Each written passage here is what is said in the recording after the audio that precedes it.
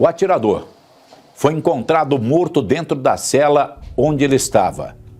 E os socorristas do SEAT precisaram ir até o local para poder verificar a condição que esse homem estava. O SAMU chegou até lá e já identificou que ele estava morto, que precisava, na verdade, não era de viatura de socorro, era viatura do IML, para buscar o corpo do Marcos Vinícius da Silva Damas, 21 anos, o autor da barbárie registrada na vizinha cidade de Cambé. Hoje, dentro da cela, nesta madrugada, ele foi encontrado pelo seu companheiro de cela morto. A central nos acionou para a confirmação de um óbito lá na casa de custódia. Chegando no local, fomos informados da pessoa em quem se tratava, né, do indivíduo. Adentramos no local da cela e podemos fazer a confirmação então que ele já estaria em óbito por sinais de enforcamento. O mesmo se encontrava de pendurado,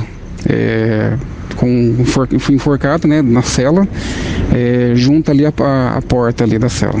Ele se apresentava de joelhos, ainda portando ali a corda, o fitilho. A gente não soube dizer do que seria o material que ele foi utilizado. Na sala estavam somente ele e mais um indivíduo. Ele estava separado do restante dos demais presos. Foi uma história bem marcante, impactante para toda a população, né? Repercutiu de uma forma grandiosa.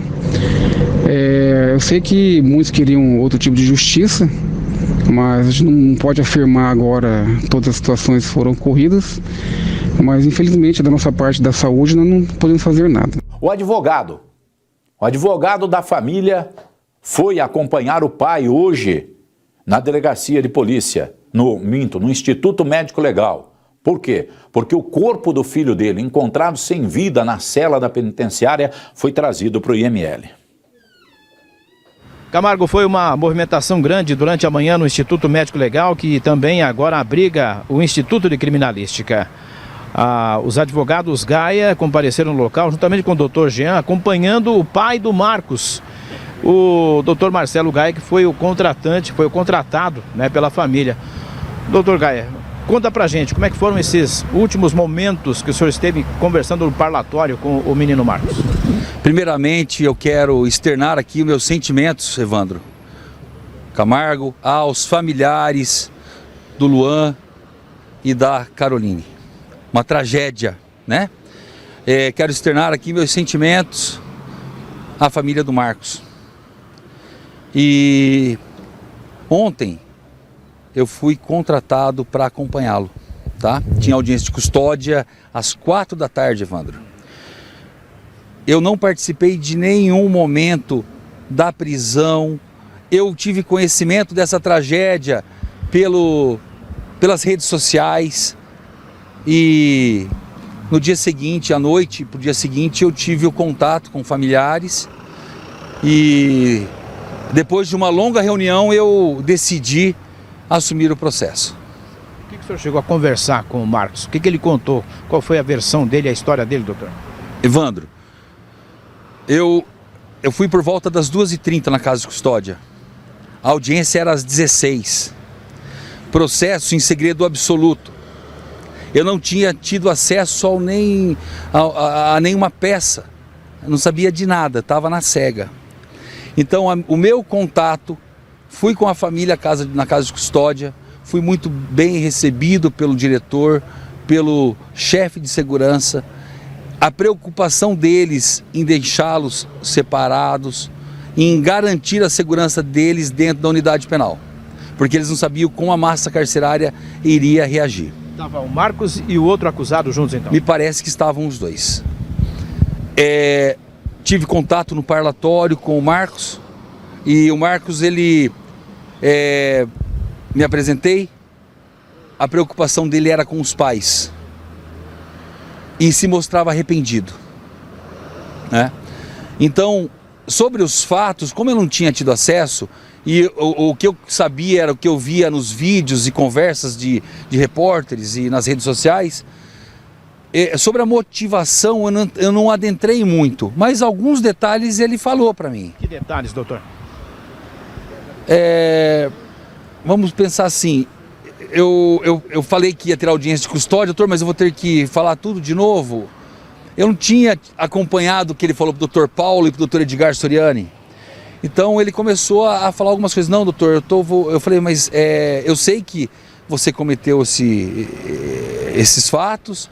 Essa audiência de custódia é só para regularizar uma marcha processual, onde a doutora vai perguntar se foi garantido ao senhor o direito a um advogado, se o senhor não foi espancado, se os policiais foram truculentos ou não. Expliquei para ele dessa forma, grosso modo, para ele tentar entender. Doutor, então sobre os fatos eu não preciso falar nada. Eu falei, nesse momento acho que nem a juíza vai questionar, até porque já tem uma preventiva decretada pela juíza de plantão. Aí eu falei, uma pergunta eu te faço, Marcos, você tinha alguma coisa contra esse rapaz e a menina? Ele falou, não. Não, doutor, isso eu venho pensando há 4 anos. Então foi planejado, doutor? Eu acredito que ele vinha, aí ele me falou, doutor, eu sofri muito. Eu estudei na escola e eu sofri muito lá.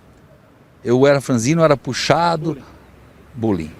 Eu era franzino e depois eu pensando, um menino magro, com esquizofrenia ou alguma outra doença que eu não posso adentrar nisso aí, porque eu não sou médico, perito nessa área, mas ele tinha problemas.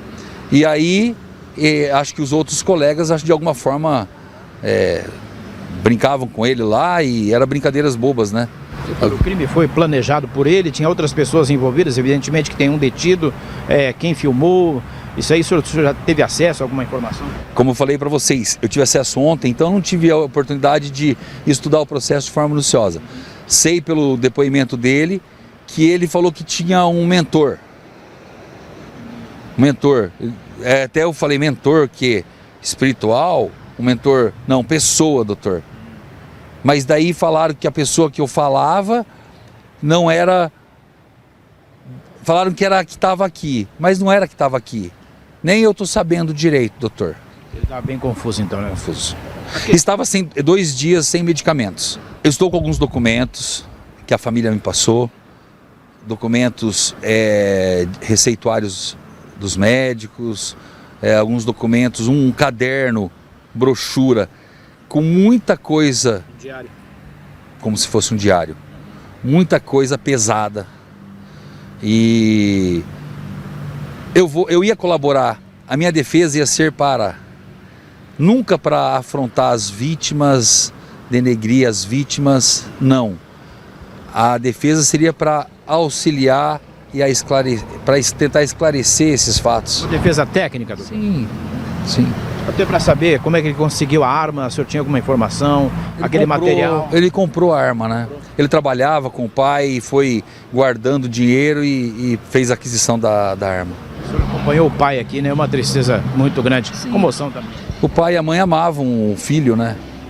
O filho tinha problemas. Se houve algum problema do Estado, se o menino não tomava os medicamentos, eu não tenho como fazer ilação, né? A questão do Estado em relação à segurança dele lá na cadeia, doutor? A casa de custódia, a gente sabe que ela está superlotada, todas as unidades do sistema carcerário de Londrina estão enxutos, cheios. E eu tenho certeza que o diretor ele tomou as providências junto com o chefe de segurança para garantir realmente a segurança do Marcos e do outro rapaz. Ele teria se enforcado mesmo lá com um objeto? Foi guarda plástica feita por ele. Ele fez, e me parece que o menino não conseguiu segurar.